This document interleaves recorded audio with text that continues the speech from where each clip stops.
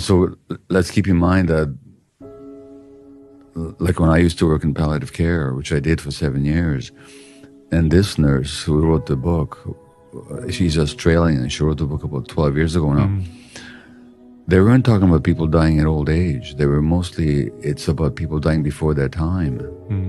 And so the regrets that they had as their terminal illness, usually malignancy or perhaps chronic autoimmune disease, brought them to the end of their physical existence.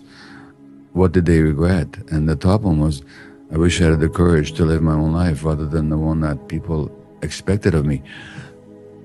I would reframe that because there's a deep truth in it.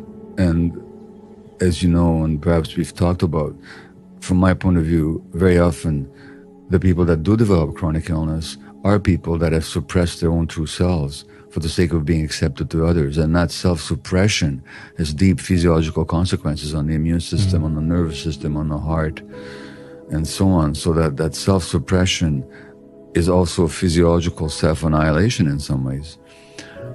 But when she talks about courage, that's a self-judgment. They're saying to themselves, I wish I'd had the courage, as if it was a question of cowardice. It isn't. It's a question of programming. Like, you and I are both parents. We know this. No infant is born suppressing themselves. No infant enters the first day on this earth trying to please anybody.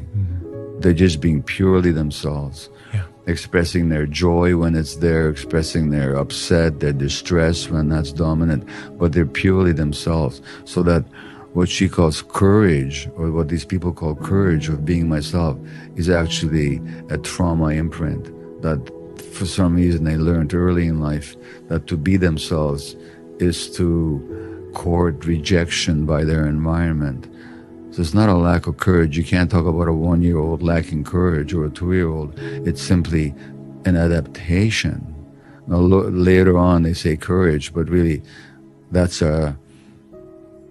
courage or the lack of it is a shorthand for something happened to me that I gave up my true self for the sake of being accepted. And that cost me. First of all, it cost them in terms of physical illness, but also cost them in terms of self-respect and dignity. It's a major one.